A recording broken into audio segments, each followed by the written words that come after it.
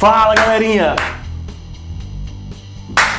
Fala, galerinha, beleza? E aí, vamos dar continuidade ao estudo dessa ciência que é a química, né, velho? Cocô! É o galinho da fresta. Esse aqui é o galinho da fresta. Cocô! Que chama a vinheta? Que isso? Cocô! Que loucura é essa?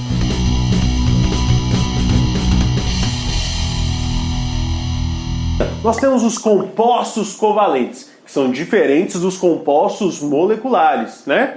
Mas não nas suas ligações em si, mas na sua forma de arranjo estrutural.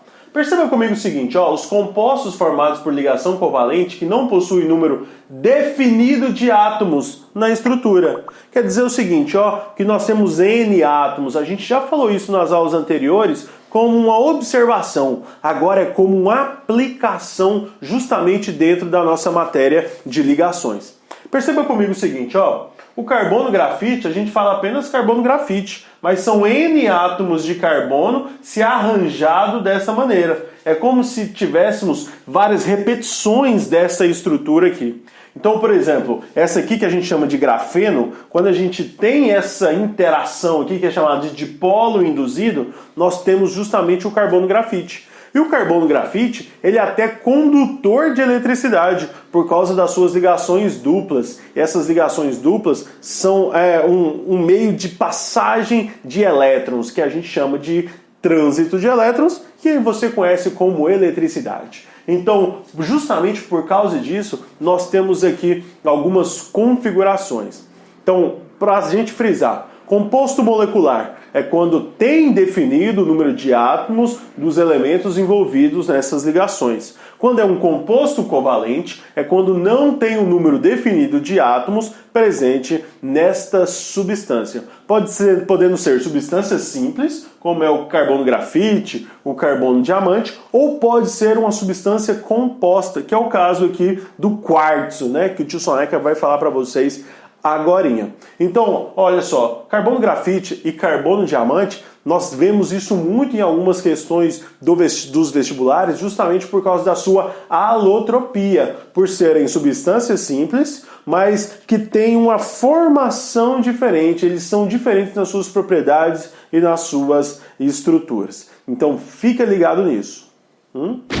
Fazendo uma comparação entre os compostos covalentes e os compostos moleculares, você vai perceber que os compostos covalentes, normalmente eles são sólidos nas condições ambientes, eles têm uma dureza maior, eles são mais quebradiços, porque os compostos moleculares são formados por pequenas estruturas, onde a interação entre essas estruturas são interações que a gente estudou como sendo interações intermoleculares. Já nos compostos covalentes, como a gente tem um gigantesco arranjo de átomos, onde todas as ligações são covalentes, você não vai ter ali normalmente interações intermoleculares. Você vai ter todos os átomos interagindo apenas por ligação covalente. Lembrando que uma ligação covalente ela é bem mais forte do que uma interação intermolecular, daquelas dipolo permanente, dipolo induzido, ligações de hidrogênio. Então esses compostos eles vão ter uma dureza muito maior. O carbono diamante, por exemplo, dos compostos naturais, ele é aquele com um grau de dureza mais elevado de todos. E o que seria essa dureza, né? Vamos especificar melhor aqui a dureza. Quando um professor aí pega um giz e passa ele no quadro, quem sofre desgaste? O giz ou o quadro? É o giz, não é? Isso significa que o quadro ele risca o giz, porque o quadro ele é mais duro do que o giz. Então, fique atento a isso. Quem é mais duro provoca o desgaste em quem é menos duro e por isso ele risca quem é menos duro. Então, toma cuidado. Quando você passa o giz no quadro, não é o giz que risca o quadro, mas é o quadro que risca o giz. Deu para entender? Pega um caco de vidro, né? Uma garrafa quebrada, um caco de vidro, passa ele no quadro. Quem sofre desgaste? Quem sofre desgaste é o quadro. Então significa que o giz ele conseguiu riscar o quadro porque ele é mais duro do que o quadro. Agora, quando eu pego o diamante é material natural de maior dureza. Então você pode passar esse diamante no vidro, por exemplo, e você vai conseguir desgastar o vidro e o diamante vai permanecer intacto, sem sofrer riscos.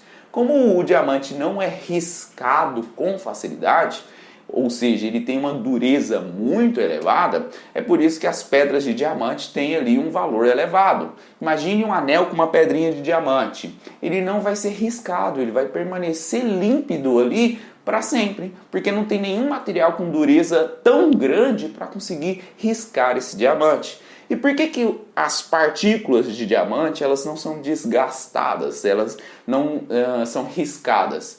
É porque todos os átomos no diamante estão formando ali ligações covalentes diretas, então você tem um retículo muito bem emaranhado ali, onde você tem um carbono tetraédrico. Aqui é difícil desenhar, mas eu vou colocar uma imagem aí para você visualizar isso melhor. E aí todos os átomos formando essa ligação covalente e estrutura muito bem arranjada, eles não vão ser desgastados com facilidade. Uma estrutura bem semelhante a gente tem no quartzo, né? Que é o principal componente aqui da areia, né? Quando ele está lá num retículo cristalino, ele é formado por silício e por oxigênio na proporção de um silício para cada 2 oxigênios, certo?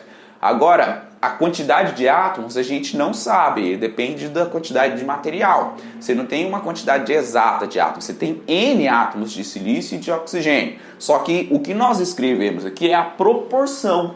Para cada silício você tem 2 oxigênios numa estrutura de N átomos. Agora, preste atenção. Os compostos covalentes, diferentemente dos compostos moleculares, eles vão ser sempre sólidos nas condições ambientes, vão ter pontos de ebulição bem elevados, justamente porque essa estrutura emaranhada, esse retículo bem organizado, faz com que seja difícil haver a separação desses átomos ou dessas estruturas ali. Entenderam, galera? Então é assim que a gente compara, diferencia compostos covalentes de compostos moleculares, beleza? Então, galerinha, essa foi a nossa aula, principalmente sobre os compostos covalentes, onde a gente enfatiza justamente o número de átomos, né, que a gente não sabe.